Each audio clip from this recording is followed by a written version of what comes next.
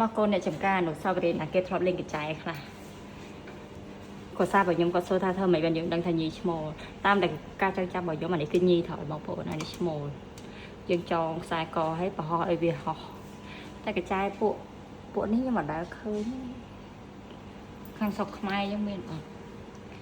អូ my god អានេះគេហៅកដោបអីគេអ្នកទាំងអស់គ្នាអ៊ុយអានេះបើសិនខ្ញុំឃើញខ្ញុំរត់អានេះគេហៅគេហៅអីគេអ្នកទាំងអស់គ្នាជួយ comment ទេមកអានេះនៅស្រុកខ្មែរយើងមានអត់តែទូចនេះតែមានហើយ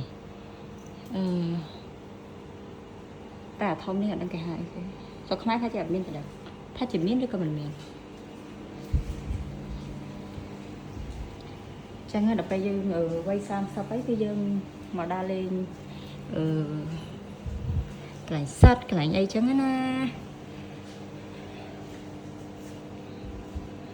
តាមពិតនៅអាស៊ីរបស់យើងសត្វភាគច្រើនគឺដូចគ្នា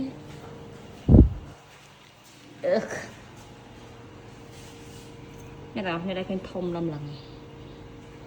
ខ្ញុំខែនេះខ្ញុំរត់3ម៉ែត្រដែរ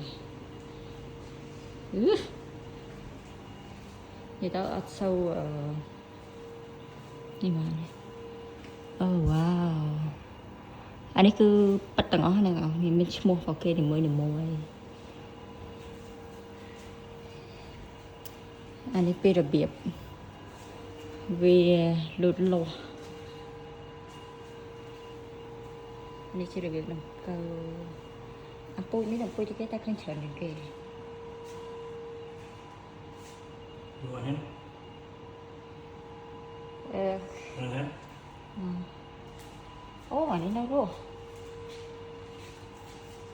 នៅរស់នេះដល់